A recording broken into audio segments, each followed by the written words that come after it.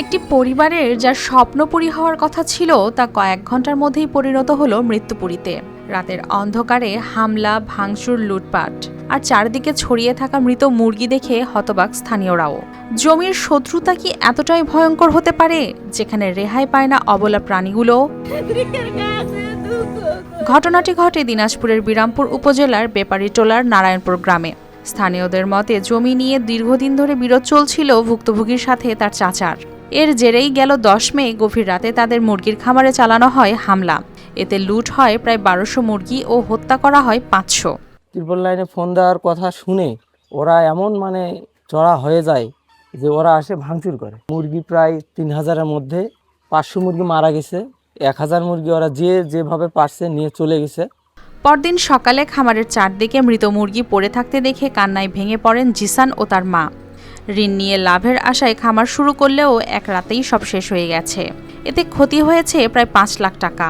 তারা আরও জানিয়েছেন, আইনের আশ্রয় নিলে প্রাণনাশের হুমকিও দেওয়া হয় তাদের। আমি ব্যাংক থেকে লোন নিয়েছি, কর্মসংস্থান ব্যাংক থেকে 3 লাখ টাকা লোন।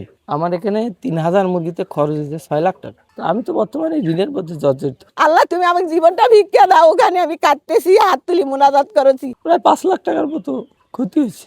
লোডশেডিং কিংবা ঘরের বাইরের তীব্র গরমে ওয়ালটন রিচার্জেবল ফ্যান থাকলে থাকবে শুধু বাতাস আর বাতাস।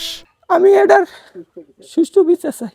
আমি নিরুপায়, আমার আশেপাশে কোনো কেউ নেই, আগে পিছু কেউ নেই। এদিকে সব অভিযোগ অস্বীকার করেছেন অভিযুক্ত মনিরুলের পরিবার।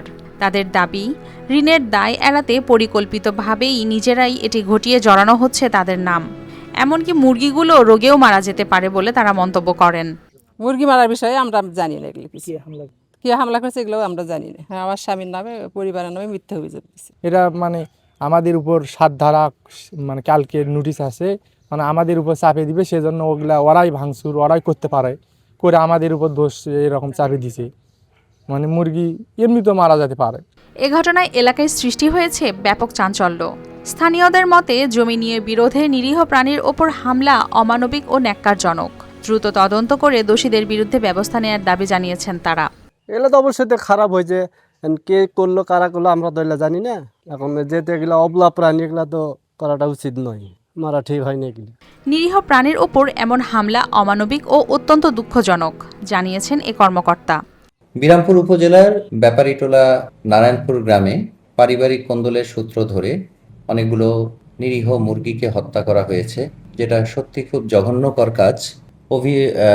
ক্ষতিগ্রস্ত খামারি যদি এটা অভিযোগ করেন তাহলে আমাদের অ্যানিম্যাল ক্রুয়েল্টি অ্যাক্টের মাধ্যমে আমরা এটার ব্যবস্থা নিতে পারবো ইনশাল্লাহ। এদিকে অভিযোগ পেলে তদন্ত সাপেক্ষে আইনগত ব্যবস্থা নেওয়া হবে জানিয়েছেন এ কর্মকর্তা। আমি যতদূর জানতে পেরেছি, কালকে একটা ট্রিপল লাইনে ফোন এসেছিল যে এরকম মুরগির ফার্মে হামলা করা হয়েছে প্রতিপক্ষ কর্তৃক। ফোনদাতার নাম সম্ভবত জিসান। তো ওনারা যদি থানা আসে লিখিত অভিযোগ দেন তাহলে আমরা সেই মোতাবেক আইনগত ব্যবস্থা নেব। জমি নিয়ে বিরোধের এই ভয়াবহ পরিণতি শুধু একটি পরিবারের ক্ষতি করেনি, মানবতাকেও যেন দাঁড় করিয়েছে প্রশ্নের মুখে।